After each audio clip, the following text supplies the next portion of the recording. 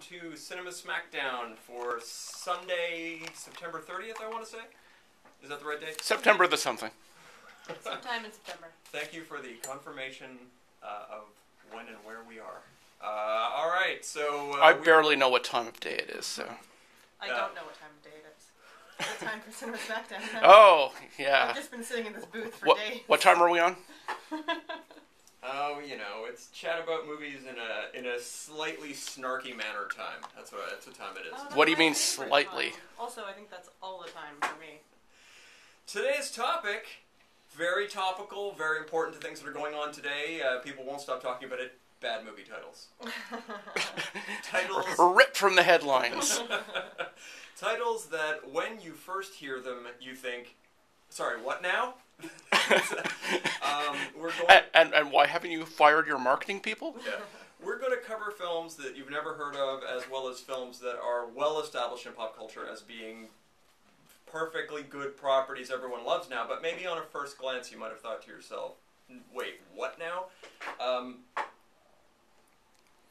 So I find myself thinking of certain titles which are really well established, such as Star Wars. The title Star Wars, it is a terrible, terrible title. It is generic as all get out. It is extremely non-specific to anything. It really sounds like the worst knockoff movie on Sci-Fi Channel. But it is such an established phrase now, everyone just accepts it. You know, like the Bible. we just think to ourselves, well, of course, the Bible. At any rate, but you know, Star Wars. Once it became so accepted in the pop culture lexicon that even Ronald Reagan managed to subjugate it for one of his programs. Leave it to George Lucas to come up with new and improved ways to alienate. We're having some technical difficulties as we bump around here. Leave it to George Lucas to come up with new ways, new subtitles for Star Wars. To freak people out and annoy them. If you remember when The Phantom Menace was first announced, everyone's reaction to that was, what?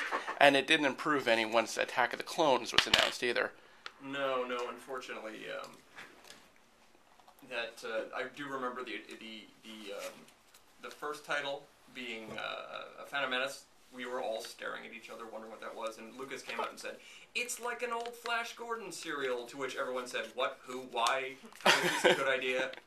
And those were chapter titles as well, not the overall title of the property. Yeah, exactly. And Attack of the Clones was quite terrible as well as titles go. And then Revenge of the Sith, we were all just like, oh, remember when it was going to be called Revenge of the Jedi, but that all got changed around?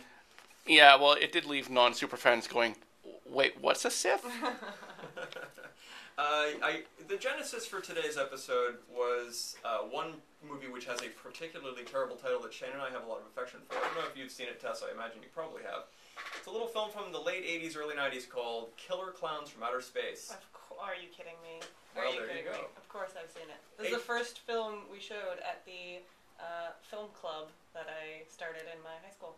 Well, a truly, truly terrible, horrible marketing title, the kind of thing that sends you screaming away from Well, I don't know about that. It's one of those... Pretty appropriate. It's kind of blaring to everybody, hey, this is schlock, in the same way that Attack of the Killer Tomatoes, a generation earlier, was kind of parodying bad movie titles in and of itself by coming up with its own bad title. Well, I mean, let's remember, clowns is spelled with a K, so it's like if there was any chance that someone might give it a shot...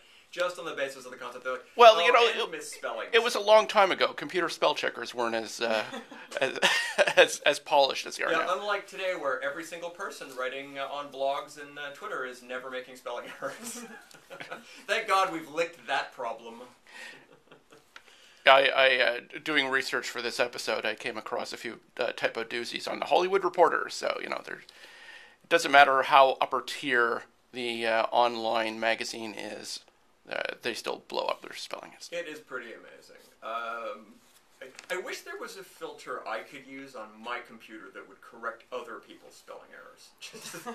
That would just make me not angry at people from the get-go. That's like those plugins that block out certain words when you're reading the internet. I think that they do exist. You know, it just occurred to me that what I've just thought of is $1 billion idea.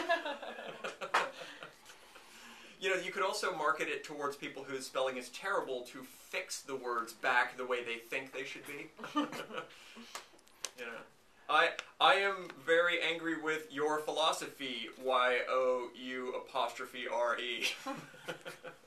Well, that's really more of an existential statement than a spelling error. You are philosophy.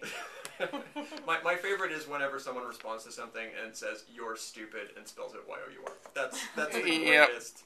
Or "You're ignorant," YOUR. Those are just... I think they're all brilliantly self-aware when they do that.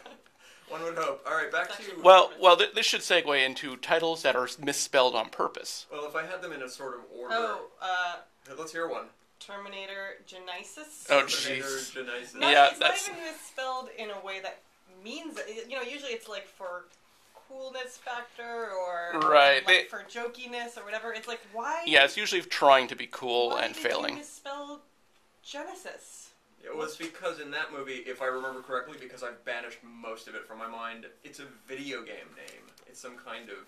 So they're being clever about it, which does not... it's sort of the product they're pushing in the it's film. The product they're pushing, which... Who cares? Spell the word right. We don't... The right word. we don't need your fictional product in the title of the movie. Your movie franchise that's already a product? Yeah. Precisely. I would also mention the David Cronenberg film Existenz. Yeah. With random capitalization. Which is actually a movie I enjoyed a lot when I initially saw it, although that was a long time ago. Yeah, it is, but it's such an off-putting title. The title really, I have to think, made that movie suffer in the long run, because it is a marketing nightmare of a title. What is this? Another one, this is actually more of a less spelling and more grammar, or syntax, I guess, but Star Trek Into Darkness. There's a few of those where if you read it right, it's not the same words. That's true. I don't have one at my fingertips. They may come up later. Oh well, yeah. Another one that occurs to me is Boys and the Hood. Oh, and Boys the in the Hood. yeah. That's I feel. That's also Boys with a Z, isn't it? Yeah. Boys with a Z in the Hood. But I think that kind of at least refers to the content of the film, right? So it's the title is trying so hard to be street. Indeed. No, there are some pretty strange ones spelling wise, but another movie that Shane and I were chatting about the other day that brought up terrible title that was ultimately a very good movie, but marketing wise it doesn't help you is it Edge of Tomorrow? Oh. No, that was just so generic. Well, I think the main issue is that they had the title Edge of Tomorrow, which sounds like an art film that you'd see at an independent film even festival. then, it was marketed. It's a big science fiction action film, and people didn't turn out to see it the way they thought they would because it's a solid film. Oh, I actually really, really liked Edge of Tomorrow. That's one of my favorite movies of the past 5 years or so. But retitling films used to be so commonplace back in the day, but you don't hear of it too often now. But this is Title 3. So, yeah, exactly. Right, well, that's what I was gonna say. Yeah, the original book was called All You Need Is Kill, which doesn't really fit the story. I like that title. It's odd and a little off-putting, but it makes me curious. But when you watch the film, it's not a movie that is endlessly about him killing. So I think All You Need Is Kill would have been a better title for the film.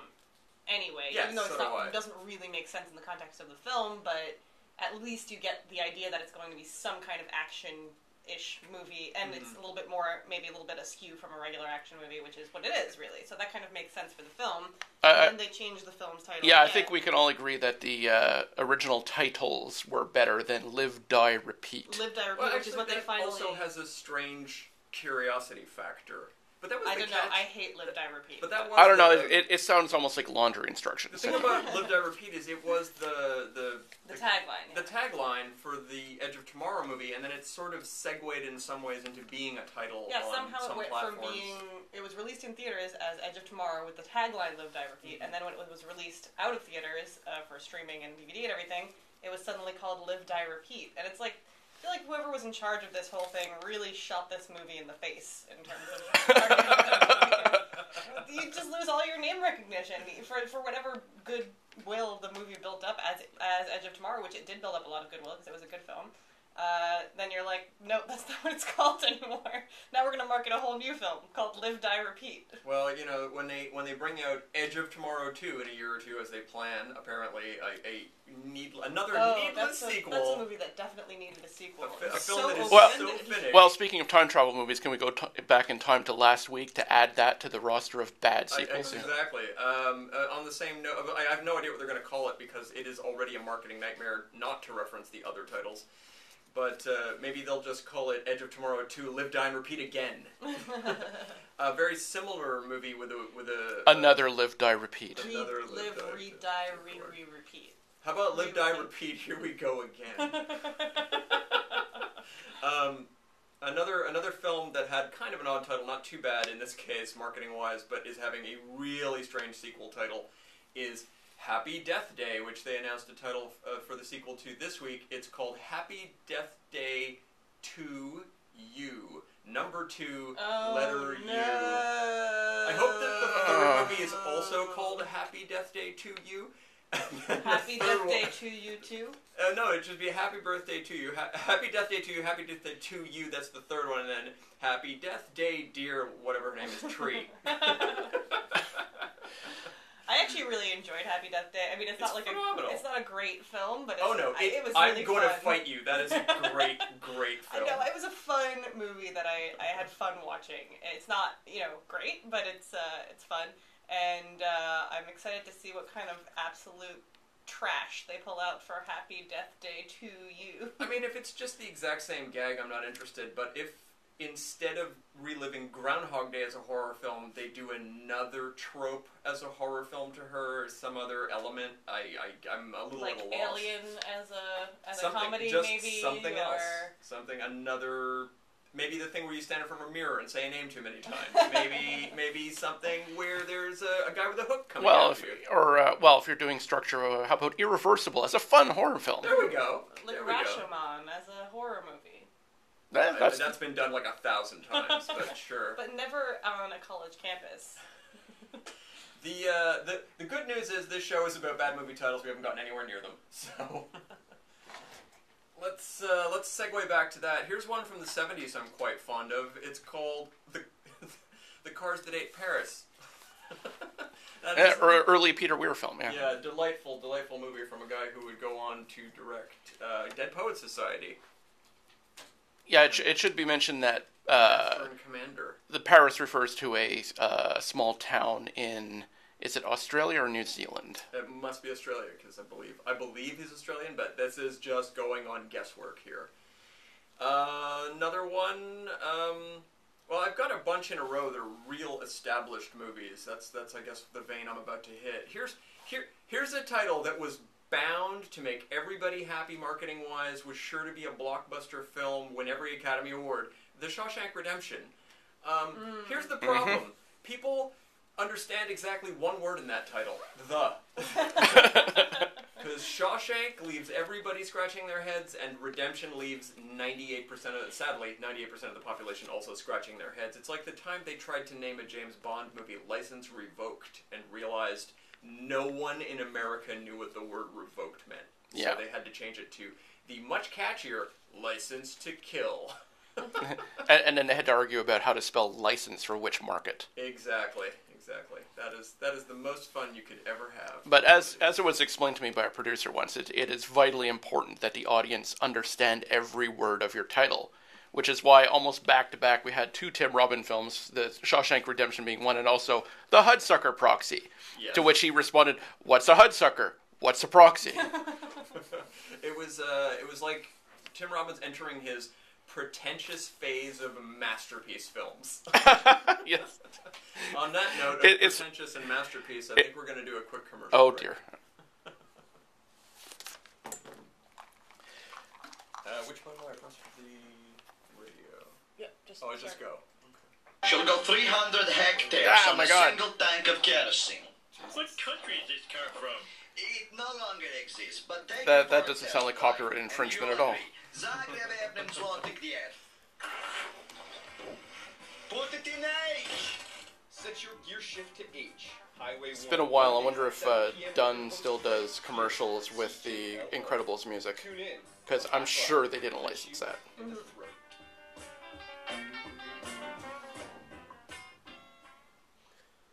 Are you Got 30 looking for a way to seconds. engage with your community or develop a specific skill?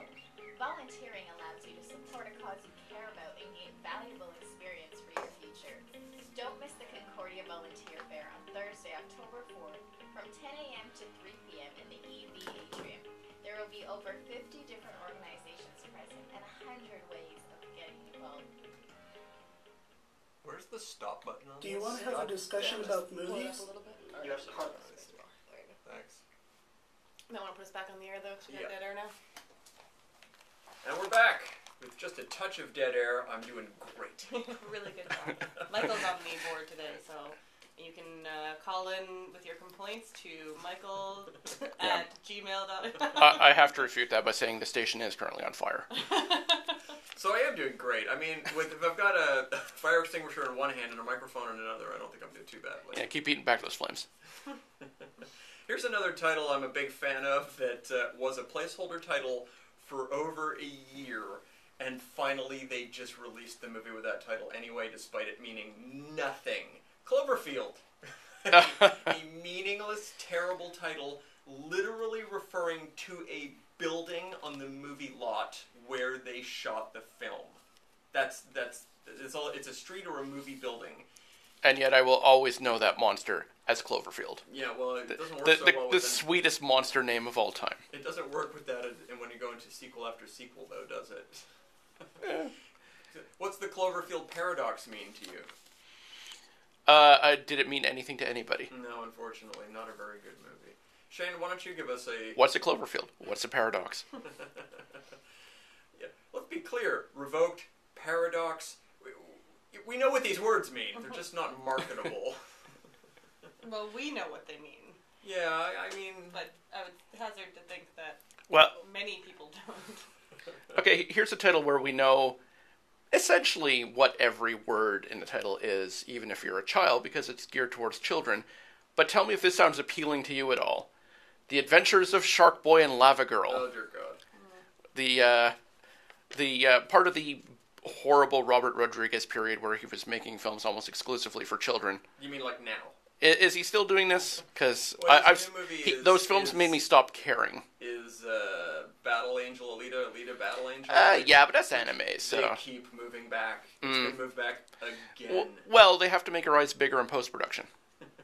That's not really possible. But, yeah, that is the most off-putting, uncanny valley thing I have ever seen. That moment in the trailer where you see her and go, what's wrong with her face? And then they keep showing it, and it never stops being a realization of what is wrong with her face. It just keeps coming back. So that, I don't care what title you give it or how late you release that film, it's going to be rough. I think it's not too late to go back and CG her. Just change her a little bit. Here's a good title where no one will know what any of these words mean. Maybe one. Let's hear it. Ballistic. X versus Sever. That was originally going to be released as X versus Sever, which sounds like the letter X, but is spelled ECKS for some reason. Very confusing. So it was going to be called X versus Sever, which is a little intriguing. Well, yeah, but it August sounds like they're versus- presuming you know who these characters are, but they've never Yeah, appeared it's in a like film. Alien versus Predator, but there were 1,800 Alien and Predator movies before then. Right. You kind of knew what you were... it's kind of like advertising a boxing match, where, you kind of need to know who Muhammad Ali is versus George Foreman. Oh, yeah, those guys. But with X versus Sever, they added the word ballistic. Like, that'll fix it. Yeah. That'll fix this incomprehensible title with another word people are uncomfortable with. Well, that sounds crimey. Yeah, it was very crimey and crappy. And not a great film. Another personal favorite of titles for me, in just the... Well, that's clearly just a bad title unless your movie is about an up-and-coming doctor. Don't name your movie John Carter. That's not a great title for a film. So I was just trying to look this up. That's why I was on my phone, because I remember the movie having a different title initially. But did I make that up? Yeah, initially it was... Because it's based on the Edgar Rice Burroughs stories. The story. And it was John Carter of Mars. But I think this movie was actually based on A Princess of Mars. Yeah, right? the first book of the first John book. Carter books. Yeah. But I think the movie had a different. It was going to be title. called John Carter of Mars Oh, it was for going the to be called longest John time, Carter of Mars. right up until marketing tested the movie and decided that if it had the word Mars, this is literal, they decided that if the movie had the word Mars in the title, women wouldn't go see it because they would know it was a science fiction film. Okay, first of all. Whereas they thought women would go see it if they thought it was a character from ER. Exactly. Because he's so cute. Like, John Carter, terrible, terrible, bland name for a film. Mm-hmm. Really, really bad. John Carter of Mars, not a great movie title, but at least you know that there's something. At least it's happening right. there. It's the At correct title. But at least you know, yeah, it's like a human-y sounding name, and it says of Mars. Okay, there's gonna be something weird going on here. Yeah. Well, if you've actually seen the movie, the film ends on a title card that says John Carter, and then of Mars fades in next to it because the director was like, "This is the goddamn title." He was really angry about this, and yeah, I mean, justifiably they. Side note: I did watch that movie on a plane at one point, and while I wouldn't call it a good film by any stretch of the imagination, it's definitely the kind of movie I would have watched when I was like 12 and just loved to death. It has its moments. Unfortunately, because of the mismanagement, it drove an interesting director who came out of animation. He had done like 6 Pixar movies that had made $1 billion each, and he said, "Well, we want to give you your live-action shot." This was his big film, and he did do a great job directing it, but the movie was such a failure, he just immediately went back to Pixar and started making sequels to his hit films, which is just that is a literal destruction of someone's creative career. It's like, oh, you had a huge failure, well, just come back to where it's safe and make the product that you know will make money, even if it's, you know... Frankly, that's most Hollywood careers. Yeah, he jumped back to Pixar to make Finding Dory. That was his big comeback film. Ooh, boy. Which, of course, did make $1 billion and is horrid. It's just, it makes Finding Nemo seem like a pretty John good Carter movie. of Mars way better than Finding Dory. There you go. Well, no one opens a movie like Ellen DeGeneres. I've got a couple of movies here that are interestingly titled. One I've had a few conversations with Shane about. It's a little movie called Freddy Got Fingered. Oh, yes. Oh, Freddy Got Fingered. How does that not classic. turn off a large percentage of the population? How does title not this? everything in that film turn off a large percentage of the population? How does Tom Green's existence as a human being not turn off a large portion of the population? I have a tiny fondness for him and for that movie. I have, I have tiny. actually a great fondness for him and for that movie, but I'm not going to say that it's attractive to the population. It is such an admirably off-putting movie. It's so extreme in its off-puttingness, and it's so bizarre. It's well, apparently they gave Tom Green money to make a film, and he kind of purposely set out to make a film that no one would like. It was somewhat successful, wasn't it, at the time? Yeah, well, I don't know. I mean, I don't imagine it cost a whole hell of a lot of money to make. I mean, how much do you need to pay Rip Torn to be in something? Oh my god, that movie, actually I have a big soft spot for that film. I actually kind of love it. Oh, can you, I love that it exists. Put it that way. Can you remember the quote from the film? The song he sings? Oh, how can anyone forget? It's the catchiest song of all time. Sausage? That's it. That's the line. Daddy, would you like some sausage? That was in the marketing for that film. I'm surprised that did not eclipse the Beatles. Well, it did for me on a level or two. Another movie with an interesting, odd title. I mean, I kind of like this title. I don't know. I'm just bringing it up because it has a weird history. There was a film from the late 90s or early 2000s called Teaching Mrs. Tingle. It's a movie in which 3 teenagers kidnap their teacher, who's really mean, and tie her to a bed for the entire film. The teacher is played by Helen Mirren. Mm-hmm. So it's a weird pedigree. The movie was initially called Killing Mrs. Tingle, but it opened about a month after Columbine. So they quickly altered the title to at first I was like, oh, what a ridiculous alteration. And then I realized it's so much catchier, Teaching Mrs. Tingle. It has more of a ring to it than Killing Mrs. Tingle just sounds a little flat. So go figure, they kind of accidentally stumbled into better marketing. However, they didn't stumble into a very good movie. It is what appears to my eyes, to be an R-rated film that was cut down to a PG-13 because there's tons of stuff in this that doesn't quite pay off. A lot of almost violent scenes that seem censored for our protection. So yeah, it's not a particularly good movie. It's funny how weird things like that happen, and then you look back and you're like, or weird edits to content, and then you look back and you're like, oh, that was because of this one horrible thing that made ripples and everything forever, or not forever, but for a short period of time. I was just recently listening, for some reason, to the song Teenage Dirtbag that I used to love when I was in high school, and I was listening to the version that's on YouTube. That's like the official version that's out, like that was aired on television and so on. And they bleep out the word gun in the song, which is like not a word that ever gets bleeped out, because there's a line where he says, oh, he brings a gun to school, something like that, and they bleep out the word gun, and I was like, what the hell? Who bleeps out the word gun from a song? And it's because it came out shortly after Columbine. That's the same reason. That is impressive. That's the official version of the song. So we're supposed to assume he brought a kitten to school. Yeah, exactly. It was a very, Oh, Jesus. Yeah, no, we don't. We are in the midst of it. No kidding. So yeah, it's weird how little things like that get, edited in a weird way. That's like a marker of the exact moment when it came out and what was going on at the time. Yeah. All right. Another title. This is a way throwback, but it's a film that Shane and I both discovered later on. But the title is so what now? It's 99 and 44/100% dead, which is only relevant if you've been inundated with commercials for Ivory soap. That's yeah. It's playing off of an ad campaign from the 70s. Yep.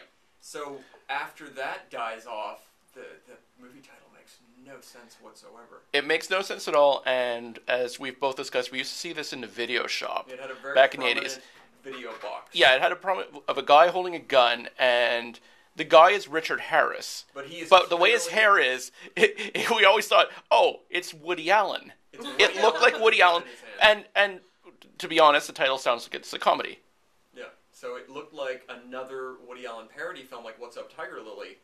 And so I avoided it for years, only to realize it is the quirkiest little humorous crime film, but it really is worth seeing. Isn't it Frankenheimer or somebody? Oh, I don't remember. It's someone pretty good. That's my recollection. Well, it might have been a part of Frankenheimer's dark career dive decade. But and regardless, it is a big recommendation to anybody who's willing to watch a movie whose title has vanished from any recognizability at this point. Well, another one that occurs to me about something that was in mainstream pop culture at the time and doesn't really make sense in retrospect is the movie It. No, not the Stephen King thing. I'm talking about the Clara Bow romantic comedy from the 1920s. I'm not familiar with it. Yeah, this was managed to find a movie I don't know. It was called It because back then everyone was talking about the It girl. The girl who has it. We can't really define what it is, but she has it in spades. So they made an entire film called It about Clara Bow, the original. Why didn't they call it the It Girl? That might have been a little clearer for subsequent generations. I mean, and it is weird that the poster for the film is a giant clown monster. Yeah, and that Clara Bow actually lived in a sewer. One of my favorite titles that is the worst title ever because it's not only incomprehensible, it's unpronounceable the first time you see it, is the Ben Affleck vehicle, Geely. Yeah. Gigli, which 2 minutes into the film, a character says, "What's your name? Jiggly?" And he says, "No, it's pronounced Geely." How could something be more pretentious than having a title the audience can't pronounce until they've seen the film? Yeah, you really need to have... Your audience cannot look at the title on the poster and get it wrong and ask for the... What are you going to say when you go out? One ticket for... Giggly? My favorite anecdote about a person pronouncing a title wrong was the 1990s Mario Van Peebles Western about a bunch of guys who gather together to get revenge. It is a film called Posse. I saw it in the cinema, and the gentleman ahead of me in line leaned into the ticket seller and literally said, "2 for posts, please." I thought you were going to say pussy there. Nope, he said posts. 2 for posts. He would have been better off if they'd sent him to the wrong theater screening. I don't hate that as much as you. I find that movie charming And its trashness. And as we've discussed before, I despise it. But also titles that... wait, how do you pronounce this? How do you say this? In the apex of pretentiousness, David O. Russell gave us the film, which has come to be called I Heart Huckabees. But the heart is literally an icon of a heart in the title. I actually quite like that film. So it looks like it's supposed to be I Love Huckabees, but it's now I Heart Huckabees. It's an emoji, yes. Yeah. I Heart It's an Huckabees, emoji-based by the way, film. is the official mascot film of 16. What is it? 1690 AM CJLO. That's our official mascot movie today. This is I Heart Huckabees. It's time for station identification. I just figured I'd Oh, add I it see. in there. What are you talking about, Michael? No, I actually really like that movie. It's got a few good scenes, but is really screaming, "We're going to be so pretentious, we dare you to hate us." I agree. I agree with you that is what they're screaming. Yeah, but I still enjoy it. It's also screaming, I hate Lily Tomlin, because if you've seen the outtake of the film, it's David O. Russell berating Lily Tomlin like the most colossal asshole on the face of the I earth. love Lily Tomlin. Yeah, I've disliked... I wasn't a fan of David O. Russell before this, but you watch that scene, it's like, oh, God, you are such a dick. Well, anybody who gets punched in the face by George Clooney, absolutely, you know. Right, that's true. He On did... his next movie, he got... No, it's a previous film, wasn't it? Previous film? Yeah, the Three Kings. Yeah. I guess that's why he went to work with Jennifer Lawrence. She won't punch him. She won't punch him. She didn't take any of her Hunger Games skills with her, or her mystique skills. She's all about the floor mops now, I guess. That's what her career's been reduced to. The David O. Russell floor mop. No takers? Nobody saw that movie? No. The Joy Joy. one? Yeah. No, Joy. Yeah. Another movie with an incomprehensible title that doesn't really relate, or relates only in the most tangential way to the film.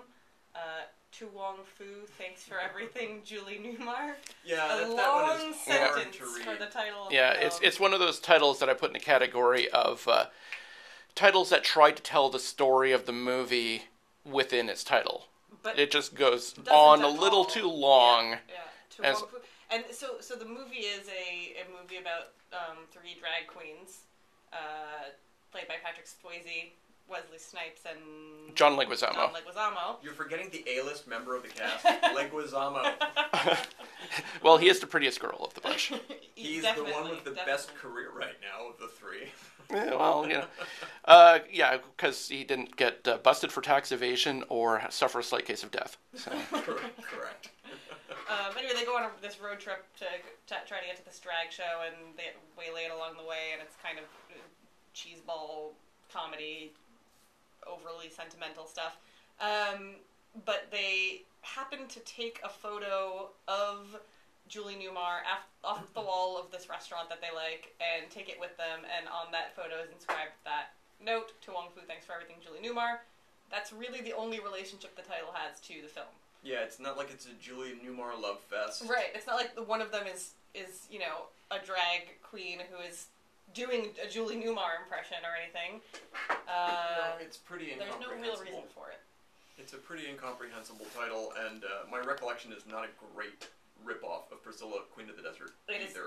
definitely an inferior film in every way to No. Priscilla Queen And it of just the felt like that. Like, we really like this other movie that we can't quite remake, so we'll steal this vague concept and get a whole lot of actors who look really uncomfortable in drag, and make that the basis for this movie. Yes, it's a very bland, commercialized, sort of toothless version of Priscilla Queen of the Desert. Exactly. Here's a title of what I consider to be one of the classic films, but the title for years made me think it was a comedy on some level. And that movie is called They Shoot Horses, Don't They? Which is so odd and off-putting sounding. Yes. Unlike the odd and off-putting film. Oh, Well, it it's doesn't- off-putting, but it's magnificent. It Yeah, doesn't that's true. speak to the experience of watching the film until you're in the last minute of the movie, in which case you go, oh, yeah. Oh, that's what the title Well, means. that's Oh, the title. okay. There's no question. This Because is what it otherwise, should be. there are no horses in this film at all. Yeah, It's about a dance competition, a brutal, horrible, grinding dance competition during the Depression. It is a film that is more grueling than any Saw movie, any Nightmare on Elm Street film. It is. It's kind of a torture porn movie. And it is true to an extent. Yeah. Such story. marathon, multi-day long marathon. Weeks at times. long. Yes. Dance competitions would happen for paltry prize money. Yeah, it's quite insane that it did as well as that it existed. At any rate, it's a brilliant movie. But I would probably recommend that more highly than anything else we've mentioned today. Or almost ever. Yeah. It's in my top 25 films. Somewhere in that range of the best stuff I've ever seen. Let's stick back to bad movie titles. Here's a movie title that I don't care how many people like this movie. I personally despise it, but even if you love this film, it has the worst title, Love Actually. That is a horrid title. A horrible title for a horrible, hellish nightmare-scape of a movie. That's almost as grueling as a dance competition in they shoot horses. It's Well, as far as trying to sit through this thing. The awesome thing is, in this day and age, you couldn't. It's a movie that is no longer releasable. It's a classic now to a lot of people, but it's no longer releasable. Because it's so rapey, you mean? Well, it's 9/10 of that film would be #MeToo. Yeah. It is men stalking women. It is women saying no to advances. It is people in positions of authority. Prime ministers sexually harassing their assistants. Exactly. It's story after story about inappropriate behavior. You know. But if But you want to it's see so Andrew, romantic, if you want to see Andrew Lincoln looking bathed for a change, This is the movie for you. he has the worst story and the most stalkery story of the bunch. I don't know if it's the most stalkery, but it's up there. It's a uniquely unpleasant movie that is beloved. And I'm sure there are people who are listening who absolutely love that film. I know people who love that I film. know people who I genuinely don't think are psychopaths. Yeah, Who somehow enjoy it's it. so romantic, and it's like, no, you're wrong. You're hateful. Please never speak I've been trapped watching this film to completion twice. to completion. To completion, That yes. sounds like a sex And- act. Yeah. Love Actually to completion. This is a shamed me too moment. That film touched me in very inappropriate ways. Oh, you sound a lot like Hulk Hogan working on that. I will say, I am a survivor of Love Actually. Do not show me where the movie touched you. I don't want to know. Here's a film that is pretty harmless, title-wise, but God, what an awful title when you just leave it laying there on a piece of paper. Newsies. That's a terrible, terrible title. It's a throwback title, but it has no charm. It's so flat. It's just Newsies. A singing pre-Batman Christian Bale movie. It's quite. I don't know. Just bad titles. Let's do a few in a row. How about Zardoz? Zardoz is a magnificent film and a magnificent title, and I will go to my grave claiming this. Yeah. Very few people agree with you, including the director. And I think he loves it, but he's very quick to not defend it too much, because he knows better. But Zardoz does mean something specific within the context of the film, and absolutely. you have that moment, it's like, oh, it's that. Yeah, but I don't know if that's clever or really annoying, but... It's a perfect mix of clever and annoying. But I do like that moment in the movie, but it's an oddball film. Here's a title I recall seeing as a child and thinking sounded great, but upon reflection is the worst ever made movie and the worst title. It came out in '82. It's called Megaforce, which sounds like a toy line. This sounds like the new thing that the U.S. is investing all their money into. Exactly. Space Force. Exactly. That's a good reason to bring it up. I remember the commercial / ad campaign for Megaforce, which was a bunch of guys who looked like they were riding Mad Max vehicles, charging into battle. But when I finally got to see the movie years and years later, it was the strangest movie because the headline performer of the movie is Barry Bostwick, who you may remember from Rocky Horror Picture Show and the Mayor of Spin City. And weirdly, he does the movie with a big scarf he keeps playing with, and his entire performance is deeply effeminate, which is really strange in a movie about guys in souped-up tanks charging each other. So yeah, that's a big miss on that one. Although maybe mega is kind of a, like it's a force. Mega force. It's really, Yeah. if they had all been pink and fuchsia colored tanks, it would have worked better for me. Appending mega to anything is usually a sign of desperation. Yeah. Yeah, well, the Transformers universe has a Megatron, so there you go. That works for me. So anything that you can... Because he's that much better than Tron. That's one way of looking at it.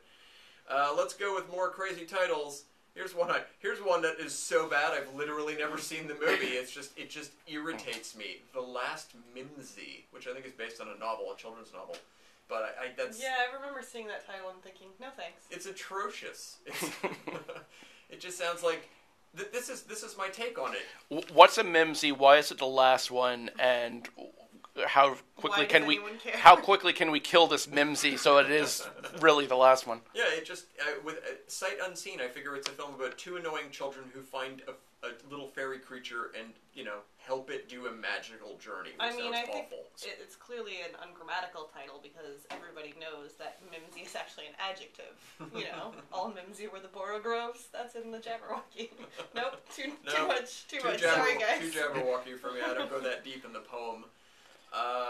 Here's a personal favorite film of mine, which is trash and has the worst title, but it somehow has a little bit of charm. It came out around 92, at the peak of let's try to make Christian Slater famous, which did not work.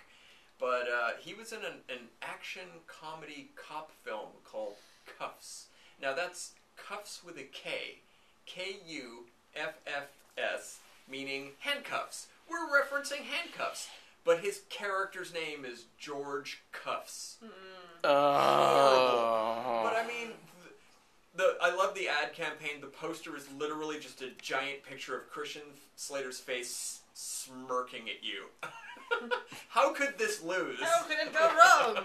Yeah, well, there's... Speaking of weird character name puns and titles that really didn't work, but somebody was really proud of themselves at some point in the marketing of this film. I bet I know what's coming, and it was probably the next one I was going to mention. Which one? What were you going to say? Okay, we'll say it at the same time.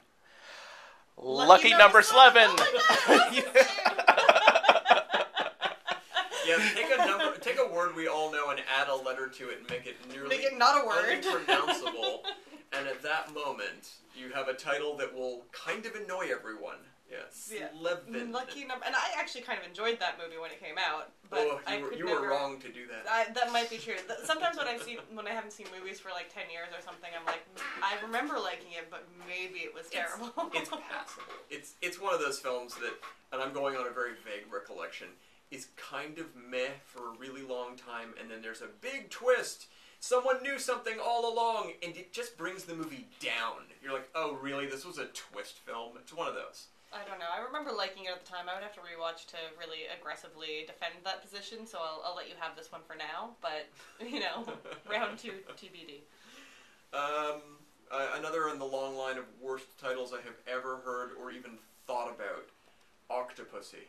Oh my god, Yeah. wait, could we go to commercial first, because we have to go to commercial, and then go through all the best and worst James Bond titles? If Yeah, we have to, yeah, 'cause that's the yeah. only one I wanted to do. Oh, no, No, there's a we few gotta worth go through them. mentioning. Come on. Alright, here we go, everybody. Enjoy these messages from our many sponsors. Do you want to have a discussion about movies? Thanks.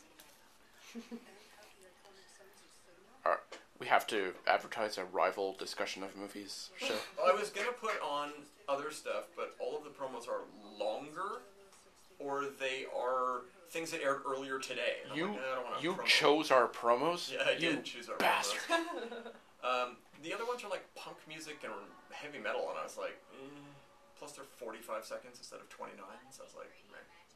You really thought this through? Anyway, we're almost done.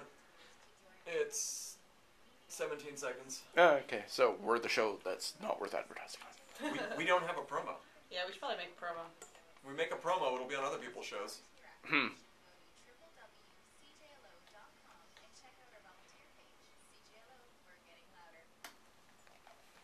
And speaking of getting louder, we're back being super loud about bad movie titles. All right, if I Okay. had to open the floodgates, I suppose You Oh, caused yeah. This. Also, Octopussy is like my favorite James Bond movie title of all it's time, the so I will fight you. It is the worst. Octopussy. It's like you said Beetlejuice 3 times in a row. Now we're going to talk about James Bond titles for the rest of the If I show. said it 5 times, a vengeful ghost with a hook would be murdering me now. So Okay, let me such a just difference. open strong by saying every one of the recent Bond movies has a terrible title after Casino Royale, which is passable. Quantum of Solace. But I love both Yeah. Quantums and Solaces. Talk Yeah. about movie titles nobody knows the meaning of. Yeah. Quantum of... I know what quantum means, and I don't know what that means. See, the thing about James Bond is that Ian Fleming, for the most part, was really good with titles. Even all his chapters have individual titles as well, and some of them are good enough to be the title of a movie. But then every once in a while, there's something, usually his short stories, and that's where we get Quantum of Solace from. Quantum of That's where we get Octopussy from. To be clear, Casino Royale is a terrible, terrible title. But at least This takes place in a somewhat- place. It's a place. But at least that Whatever. gives you the flavor. It's going to be a movie with some... And at the Some time, that was... overly There's long lots of words. gambling. That was at the Yeah. height of the poker craze, so that was... They were Well, but it's capitalizing on Baccarat, that. actually. Well, it's poker in the film, though. Yeah, in the film, yeah. They In the they new steered film. into that. Yeah, they Yes, steered into much along the lines of license revoked, American audiences could not have endured 2 hours of Baccarat playing. We had to fix that for them. It's not only poker, it is the easiest, dumbest person's poker in the world. Look, everyone, you've all got the same cards. Just match one more card and you win. Can you do it? Can you match this one more card? Ugh. The level at which they are playing down to their audience. Yeah, admittedly, though, if you're going to adapt that scene as thoroughly as they did, you kind of would have had to explain to the audience how Baccarat works, Right. which they do in the book. And, you will read the Casino Royale novel, the first James Bond novel, and you'll come away knowing exactly how to play Baccarat. And it's a damn page-turner. Well, it is once we get to the testicle torture scene. So yeah, Quantum of Solace, what the hell does that mean? Skyfall, also not a good title for a film. Well, again, it's a location. Right. Yeah. Here's Well, where it's this a takes location, place. Well, actually, I would go back as far as locations go and poke a little bit of fun at GoldenEye, because at that time they had Yes. exhausted so many Ian Fleming titles that they were naming Bond films after Stuff he owned. his house in the Caribbean somewhere. Correct. Yeah. Yeah. Ian Fleming's personal possessions. We're lucky we didn't get movies named after his horses. Yeah, or there'll be a Bond film called Fido. At any rate, yeah. And then the most recent one, of course, was Spectre. Because, like Hannibal, we can only Spectre. directly name the villains after a few movies. The next Star Wars film will not even have Star Wars. It'll just be called Vader. Vader! Vader. You know what it is.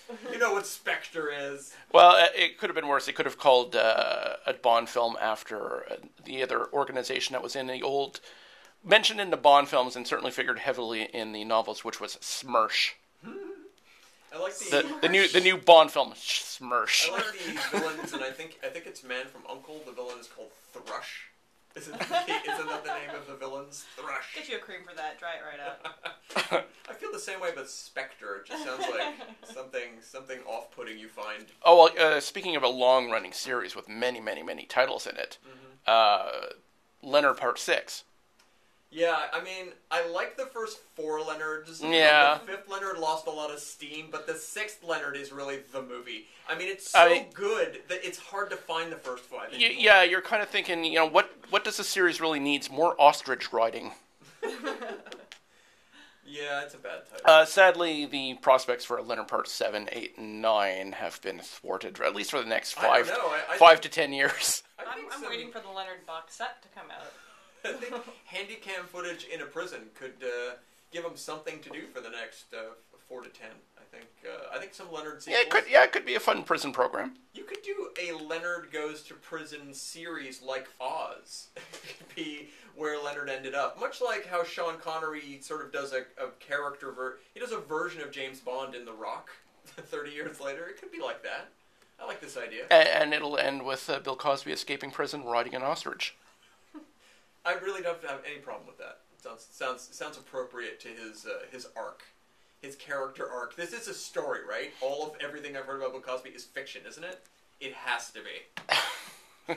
If you're of a certain generation, it does seem like some sort of nightmare version of reality. It seems like a nightmare version of one of his anecdotes, especially the one about Spanish Fly. But that's enough about that. That's enough about that. Well, that leads us naturally enough to Chud, right? I don't hate that title. No, I don't either. It's one of those titles for, a kind of crappy movie as a crappy title, and yet but a lot of people actually know what Chud stands for, which is cannibalistic, humanoid, underground dwellers. Unless you're watching the movie, at which point they reveal that is not what it stands for. It's a secret other title. Oh, I don't even remember if it's a secret. Yeah, they all say it is that, and then at a certain point you find out it means a second thing, and it's some revelation that, oh no, it's a twist. Somebody built this on purpose as opposed to it being something that evolved, that sort of thing. But it's not. Spoiler alert. Not a great title. A hilarious movie for Spot the John Goodman cameo. John Goodman's first movie. He has a cameo where he plays a police officer. Oh, he's not a Chud? No, he has the Andy Kaufman God Told Me To cameo. Because I could totally believe John Goodman living in the sewers eating people. Well, I mean, that's his current job. I mean, he went back to it when he thought the Roseanne show was permanently canceled. But he's come back out of the sewer recently when they renewed the show. Because he had lost a lot of weight when he stopped eating humans. It's true, he did slim down considerably. But yeah, Chud is a magnificent, terrible title. Also magnificent, probably the greatest terrible title of all time, because it's led to an equal number of jokes as Chud break into Electric Boogaloo. You can append Electric Boogaloo to any sequel, and it automatically makes it better. I agree. Oh, I mean, I did enjoy Passion of the Christ Electric Boogaloo. Oh, yeah, they want to call it Second Coming. It's like, no, Electric Boogaloo. Trust me on this one. I didn't even write this one down, but it just sprang to mind on the same note. It predates Electric Boogaloo by about 5 years. A Robert Redford, Jane Fonda movie called The Electric Horseman, which is a Sidney Pollack movie. It's kind of awful, but it's also kind of a wonderful period film because it's all about a cowboy who just wants to be himself, wants to be a rugged cowboy man, and they keep trying to drag him into the spotlight, this PR firm, I believe, and at a certain point in the movie, he has to put on a cowboy suit that has neon rods that light up inside it that make it the electric cowboy. It's in the you can watch this in the trailer. You can see Robert Redford in this neon cowboy suit in the trailer. There's something magnificent about how period and awful it is. It's just a strangely delightful movie. So, there, a recommendation. And then he does a boogaloo. It's pretty boogaloo-ish to begin with. More titles. Here's a movie I love that has the worst possible title. Crazy, period, stupid, period, love, period. Crazy, Stupid Love. I've seen the movie. I actually love the film, but I hate that title. To this, it just never It would worked. improve without the punctuation. It's still awful. And it is one of those movies that when they put it out, they were juggling multiple titles for it. Nobody seemed to be able to figure it out. When they finally decided on this one, the entire cast was extremely disappointed because they did not want the word love in the title. It isn't a happy, cutesy love movie, although I guess ultimately it kind of is. But it just doesn't feel... They knew they were going to lose their adult male audience by marketing it that way, which it did. It didn't do great, but it is a pretty great film, and it's the first pairing of the magnificent Ryan Gosling, Emma Stone coupling that was going to happen over and over until the end of... I can't wait to see the next 5 or 6 of those. I can't wait to see what they do next. I mean, you can't wait to see... oh my god. I was going to make a joke and now I forgot the name of the movie, so I can't do it. La La Land 2 Electric Boogaloo. I think the next Speaking of terrible titles. The next... Yeah, that's true. That is a truly La La terrible Land title. is not a great title. The next La La Land should tackle something like a fusion rap kind of something. They should, they saved jazz with La La Land. Now they should save some other form of music that is much maligned. How about beat poetry? How about that? Let's do a... Oh God, I can suddenly picture that film and it's awful. Well, yeah, because... And it wins an Oscar, too. Masterpiece. Ugh, that horrible film. the only solace I have is that Ryan Gosling did not win an Oscar for that, but she did, which was this like incredible crime against humanity. Here's a nice title that will bring absolutely zero people to come see your movie. Martha, Marcy, May, Marlene. There's a flat, whatever, I don't get it, how is that a movie title? Mm-hmm. It is a movie title that, even after watching the film, you will not understand why it is called that until you go to IMDb and read the trivia. That's when you go, oh, right. It is randomly 4 different names the main character refers to herself as throughout the running time of the film. For no particular reason. She just happens. She answers a phone once and says one of the names. She introduces herself once under one of the other names. Oh, so she's like Fletch. She's like Fletch, but a little less on the comical side. However, it's a really hard one to pronounce fast. Martha, Marcy, May, Marlene is a kind of good movie. It is tonally, it works, and it has John Hawkes playing a cult leader, which you can kind of never go wrong with that. That guy is a strangely compelling, evil character, which he is in a lot of films. He was just like that in the, what is the name of the Jennifer Lawrence movie, her debut? Winter's Bone. Winter's Bone. Yeah. He plays almost the same part in that and is equally compelling. That guy, give that guy an Oscar. I don't care for which film. Just give him one. They'll wait until he's at death's door and then they'll give him for some piece of crap. He's getting up there. His death's door is probably coming a little sooner than for some people.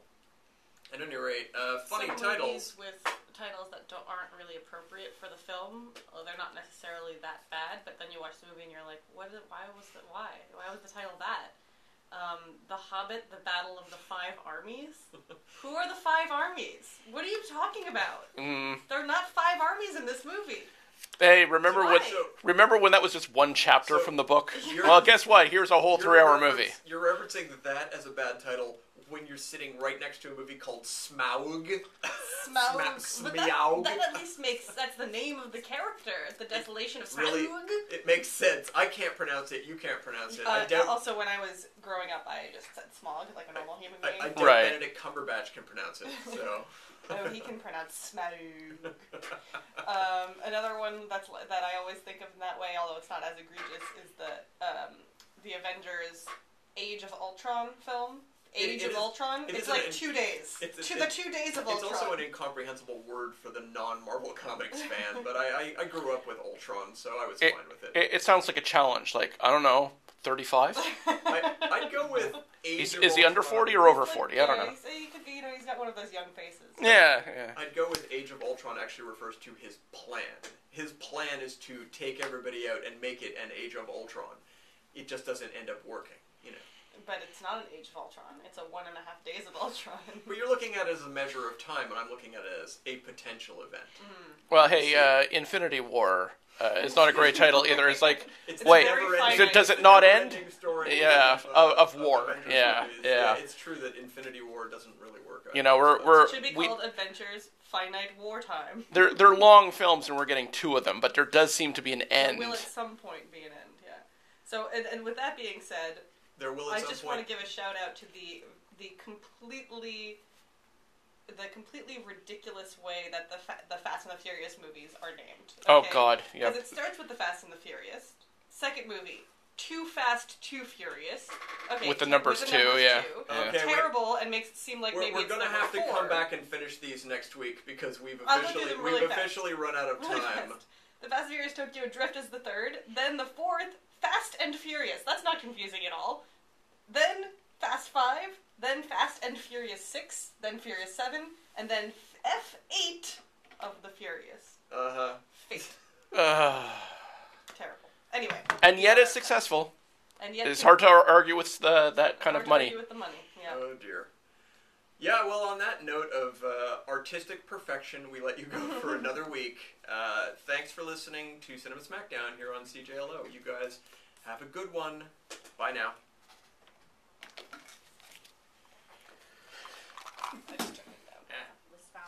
Well, we only missed 50 films.